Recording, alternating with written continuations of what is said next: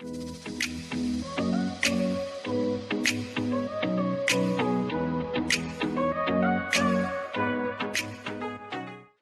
friends, welcome back to another session of Core Java tutorials. Today's topic is literals. Literals are Java's tokens, and we'll see what is the definition of a literals.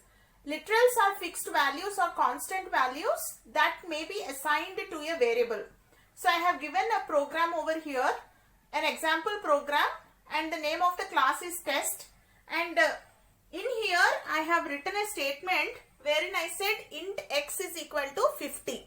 So what is int? Int is the data type. And what is x? X is the variable. So what is 50? 50 is the literal. Okay, so 50 is the literal. So hope you understood what is literal now, and we'll see what are the different types of literals that are there in Java. There are 5 literals in Java. The first one is integer literals, second one is floating literals, third one is character literals, fourth one is boolean literals, and fifth one is string literals. We'll start with integer literals. Byte literals, short literals, integer literals, long literals are called as integral literals or integer literals. By default, okay, so this is very important, my friends, that you should really keep in your mind that by default every integral literal is of int type. I'll come back to this point when I discuss that in detail, but as of now just keep this point in mind. By default every integral literal is of int type. So integral literals can be specified in 4 ways. What are the 4 ways? The first one is decimal form, the second one is octal form, the third one is hexadecimal form, and the fourth one is binary form. So we'll see how to specify literals in decimal, octal, hexadecimal, binary in detail. Okay, so we'll start with the decimal literals. Decimal literals are used in our day-to-day life. We generally use the decimal numbering only, number system only for counting money, for counting persons, or for anything we generally use decimals. Decimals are very known to us, and this is base 10 number system, and the allowed digits are from 0 to 9, 0, 1, 2, 3, 4, 5, 6, 7, 8 and 9. All these numbers can be there in your literals. Okay, so all these numbers can be there in your literals. Now we'll see each and every literal for the data type in detail. The first one is, I said byte x is equal to 127. Okay, so is this statement correct? Yes, of course this statement is correct, and this will compile because 127 is in the range of byte. Okay, so 127 is in the range of byte, so this statement will compile for us. And next I have given byte x is equal to 129. This will not compile for us. Why this will not compile for us? Because 129 is out of range. Okay, so it is out of range of byte range. So that's the reason this will not compile. Next is short. I said short x is equal to 32,000, where this will execute. Okay, so this will compile for me because this is in the range of short. Now short x is equal to 32768. This is just one digit, one number more than the short range. Even if it is one number more than the range, it will not compile for you. It will be not in this range. So this will not compile for me. Okay. So what happens is, just remember one point that I told you in the previous slide, that every integral literal is of integer type by default. Now here what happens is, in case of byte and short, internally, implicitly the platform looks for the range. If the literal is in out of range, it will not compile it. Okay, so it checks for this internally. Now we'll see for integer and long. Now coming to integer, I said int x is equal to 20. So this will compile for me. Okay, so because 20 can fit in integer, number of bytes that integer holds. So integer holds 4 bytes. So 20 can fit in integer. So this will compile for me. Now I said int x is equal to, so 21474834647. I want you to take a look at this number in the range of an integer. So this is the maximum range of an integer. So 21474834647 is the maximum range of integer. So since this is in the range of integer, it can fit in integer. So this is of 4 bytes and this can fit in 4 bytes. So this will happily compile for me. Now I said integer x is equal to 21474834648. This is one number more than the maximum range of integer. So this will not fit because this is out of range of integer and now this can take 8 bytes. And integer has the capacity of only 4 bytes. So this cannot fit in this 4 bytes. So this will not compile for me. Okay. So next is coming to long. I said long x is equal to 25. 25, every literal is of integer type by default. So 25 is an integer which can just fit in 4 bytes. And long is of 8 bytes. So 4 bytes can fit in 8 bytes. So this will happily compile for me. So next I said long x is equal to 21474834648. So this is one number more than the integer range, which means that this is of 8 bytes. And long also can take 8 bytes. Now tell me whether this statement will compile for me or not.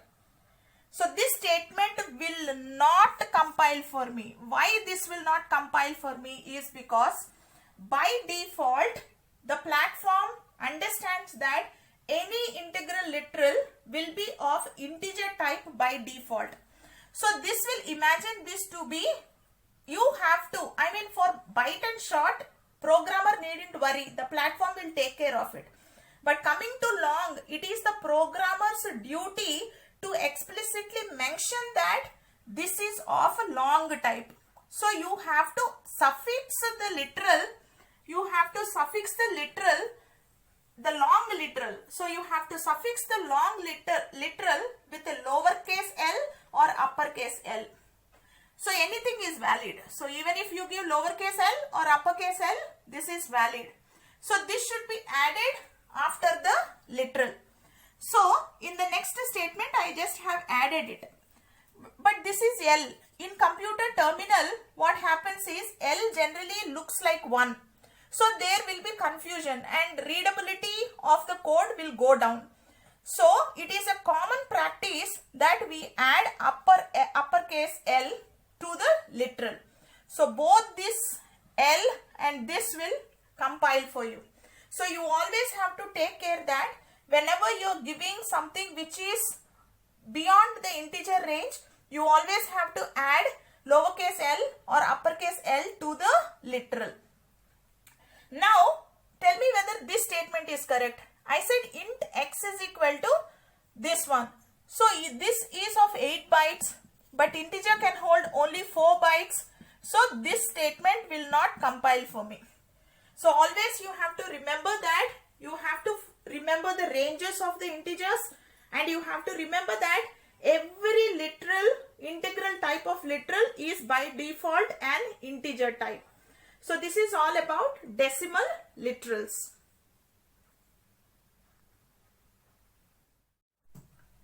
Okay, so the next literal is octal literal. Octal literal is not very commonly used. It used to be used when there used to be 26-bit architectures, then it was very popular. But now this is not very common. And even this octal literals, we don't use it in our day-to-day life. They are generally used in Unix systems for representing file permissions, read, write and append permissions. They are used for that. And also they are used in digital displays. And now why we are talking about octal literals in Java is because the programmer can give the input in any of the formats. Like he can give the input either in decimal or either in octal or either in hexadecimal or either in binary formats. But remember one thing, that whatever is the input, you can have all these 4 kinds of inputs, but JVM will only produce, or it will give output only in decimal form. We'll see that now. And octal literals, this is base 8 system, number system, and the allowed digits are from 0 to 7. So in your literals you can have 0, 1, 2, 3, 4, 5, 6 and 7. And to distinguish between the decimals and octals, there is one notation that you should follow, that in front of prefixing is putting it in front. So in front of each and every literal you have to add a 0. Please do not confuse this to be O. It is not O. If you are putting O, your program or your statement will not compile. So this is 0. So you have to prefix it with a 0. Now I said byte x is equal to 0, 177. So 177, your JVM. So if I just try to print this by using system.out.println, if I say print x, now what will happen? What will be the output? The output will be calculated like this. Okay, so 177. So it will be converted into the decimal system like this. And finally, this 127 is the decimal number, which is for 0, 177. So what is the decimal number for 0, 177, which is 127. So the output will be 127, my friends. So remember this, that JVM will only produce the decimal number as output. Now the other thing that we have to remember is that whatever number that you are giving, even if it is in octal, you have to remember that you have to follow the range rules. If it is beyond the range, your program will not compile. So I am saying byte x is equal to 0, 200. This when converted to decimal, you will get 128. 128 is out of range of byte. So this statement will not compile for you. This will compile because this is in the range of byte. So for short, int, long, for everything you have to follow this, that they have to be in the range. So another very important point is here. So I said int x is equal to 0799. So 7 is in the numbers that I told you, but 9 is not there in the allowed digits. So here 9 is not allowed. Even this 9 is not allowed. So this will not compile for you. So this will not compile. So you always have to take care that whenever you are giving octal literals, you have to prefix it with a 0, and also you have to take care that the digits should be only within these numbers. And the next very important thing is, whenever we write decimals, we can write like x is equal to 0, 6 and all that. And this 0, 6 is equal to 6. But whenever this is in the normal practice that we make. But in programming, you always have to be very careful that this 6 is your decimal literal and this is your octal literal. So you always have to take care on this. That's the reason in JavaScript, this octal is not valid. Okay, so we'll go to the next literal, which is hexadecimal literal. The next form is hexadecimal form. Hexadecimal form is base 16 form, and the allowed digits are from 0 to 9 and from A to F. Here this A to F can be in uppercase also. It can be in lowercase or it can be uppercase. So you can use both, from capital A to F and from lowercase a to F. So both are valid. Okay, so you can use any of them. And to represent that the literal is of hexadecimal kind, you have to prefix it with a 0x, and this x can be even capital letter. So both the things are valid. Okay, you can put either lowercase x or uppercase x, and it should be prefixed with a 0x. And herein I am giving you an example where I said int x is equal to 0x56. Now what will be the output if I try to print x? So this number will be converted to the decimal in this format, and 86 will be printed as output from this statement. One important point that you need to remember is that you should not specify the hexadecimal numbers which is out of range of the type that you are mentioning.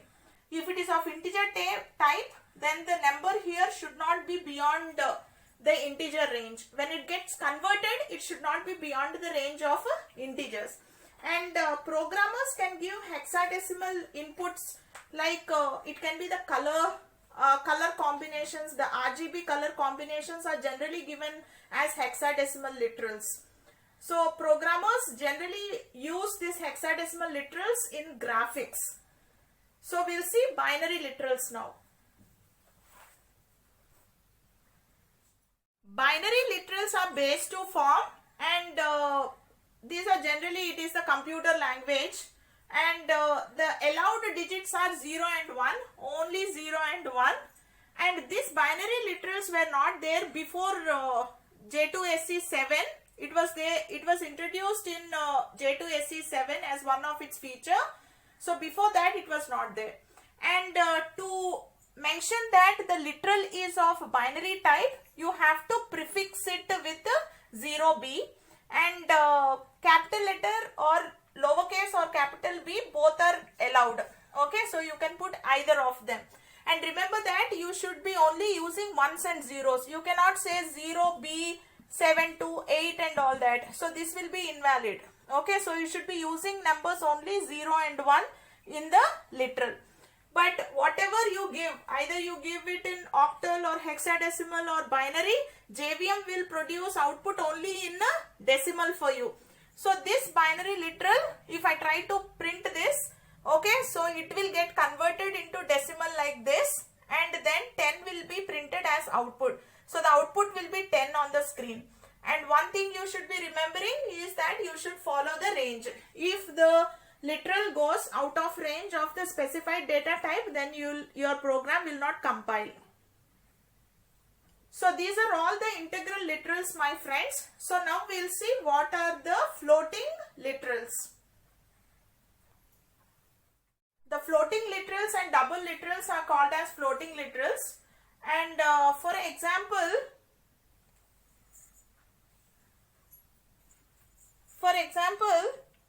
see this 25.82. So here, so 25.82, such type of literals are called as floating literals, wherein you are having integer part and then the fraction part. So something which is having a decimal point is called as any literal which is having a decimal point with integer part and then the fraction part, then it is called as floating literal. Now one very important point that you need to remember is that by default every floating literal is of double type. Okay, so it is of double type, and integral literals are of integer type and floating literals are of double type. So I have given certain example statements here.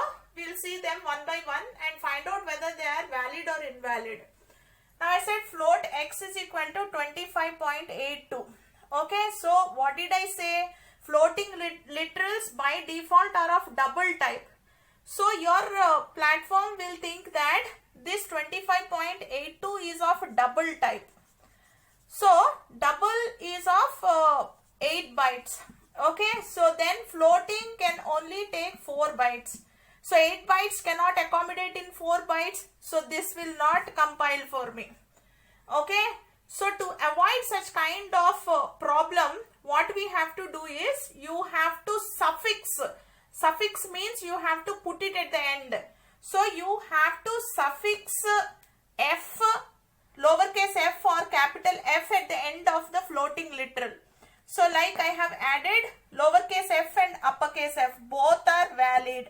You can use lowercase f or uppercase f, anything is valid. So when you put an f here, so your compiler will understand that 25.82 is a floating literal.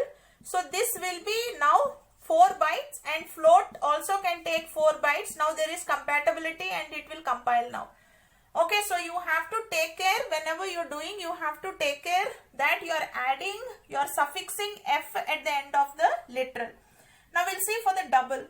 I said double x is equal to 25.82. Okay, so this will compile for me because by default it is of double type, 8 bytes, there is a match. Now I said double x is equal to 25.82 D. So when I say D, it means that the literal that I am giving is of double type. By default it is double type. So this doesn't have a meaning, but this will compile. I mean, this is not an error. Okay, so but there is no meaning in giving this, but I just wanted to tell you that this is also possible. You can give it. Now coming over here, so you can also assign binary, octal, hexadecimal and decimal things to your float. How it will consider them? All these are valid. Okay, so they will compile for you. But how it will consider is that, so when it is converted into decimal, this is 10. So since this is floating, so it will consider that the fraction part is 0. So the output will be 10.0. And for this it will be 17.0. And I already told you that your JVM will give output only in the decimals. Whatever input that you give, it will be converted to decimal and then you will get output only in decimals. So this is converted to this, so it will add a 0 thinking that there is no fraction part. 20 will be 20.0. So this is regarding floating literals.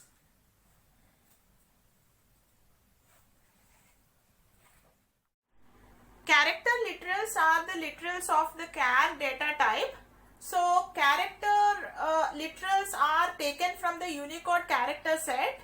Unicode character set has letters that range from 0 to 65535. So the range is that it's an unsigned integers, and character data type has got 2 bytes of allocation. So that's the reason the range is from 0 to 65535. So now we'll see some very important points to remember while giving the character literal. The first one is single quote. So never forget this single quote while giving the character literal. So if you see this, I said char ch is equal to a. Since a is a character, you always have to put it in single quotes. If you are not putting in single quotes, then it will not compile for you. Okay, so not only like this, you can also give the character literal something like this. Okay, so this is an Unicode representation. So the Unicode representation generally starts with a slash and then U. So this is the backslash U followed by 4 hexadecimal digits. Okay, so this 4 hexadecimal code. Okay, so this is the Unicode representation. So in the Unicode representation, so slash U0061. So if I try to print CH, the output will be A. So this is the character at this particular code in the Unicode character set. So the output will be A. So you can write it like this or you can also write like this. So both are same. Okay. And you can also give character literal. Okay. So like directly an integer. So this is also valid. You can say char ch is equal to 65. So 65 in the Unicode character set is A, capital A. So output will be capital A for you on the screen.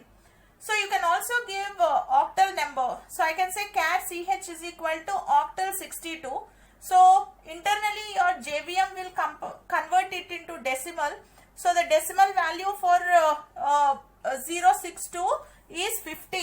So in the Unicode character set, at 50 there is letter character 2.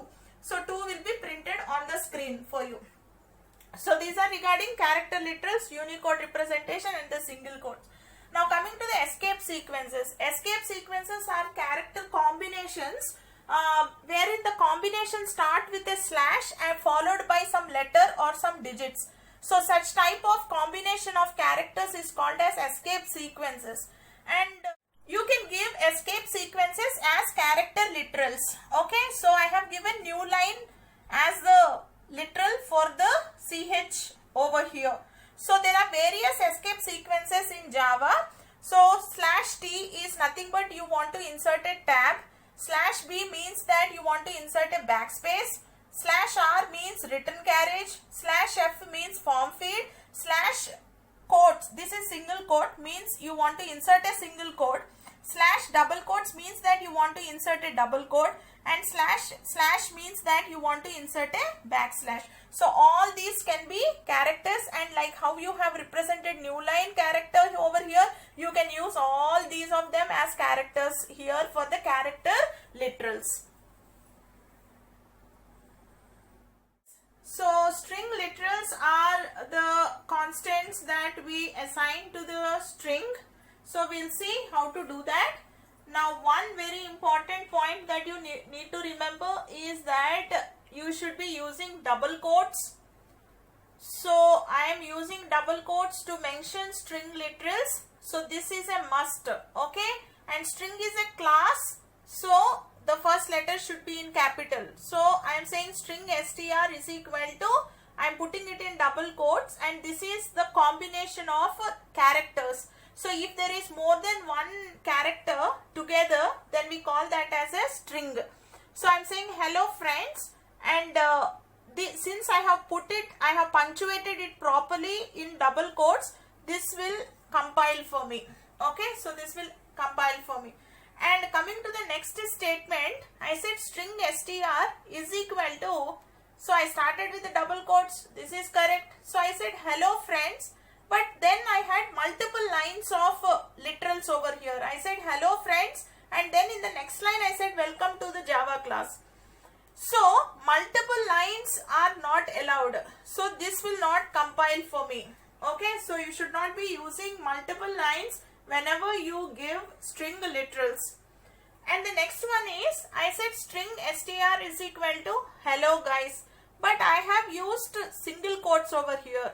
So I should be using single quotes only to represent character literals. But here I am using that. So this is not proper punctuation of your string literals, so this will not compile for me. So how do I actually give multiple lines for the string literal is this. So I am saying hello friends, and this is one literal. So I am using a concatenation symbol plus over here, and then I am saying, I am putting it in the next line, and I said welcome to Java class. This will compile for me and give the result. Okay, so this is all about string literals. So the Boolean literals, so all the constant values that we assign to the Boolean data type variable is called as Boolean literals. So these literals are by default given to us by the platform. So there are two literals, one is true and the other one is false. So we'll see some example statements over here which are valid and not valid. The first one is Boolean flag is equal to true. So since these are from the literals that are provided to us, so true is valid. So this will not create any problem for you. So this will happily compile for you. And the next one is Boolean flag is equal to 1. This is the common mistake that C and C++ programmers make, because we are used to think that for true it is 1 and for false it is 0. And generally this mistake we make, but here you cannot assign 1, you cannot imagine 1 to be true and you cannot assign 1. So this will result in compilation failure. So this will not compile for you. And next is Boolean flag is equal to false. Even this will compile. Okay, so this is valid because true and false are from the literals.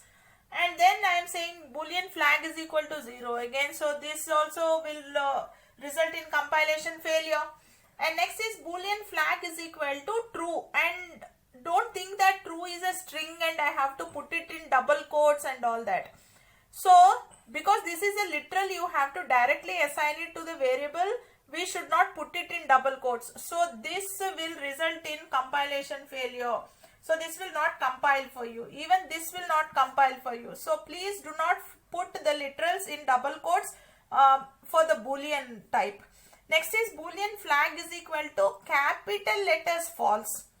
So will this compile? No, because the literals are case sensitive. They should be given only in lowercase. You should not give them in uppercase. So true also will not compile. It will result in compilation failure. And next is Boolean flag is equal to some integer value I am giving to this. So this also is not possible. So you cannot give. So by all these statements, what we understood is that you only have to assign true or false to the Boolean variable. So there are only two literals possible for the Boolean variable, that is true and false. So all these are 5 literals, my friends. Keep watching my upcoming Core Java tutorials. Stay home, stay safe. Happy learning. Bye.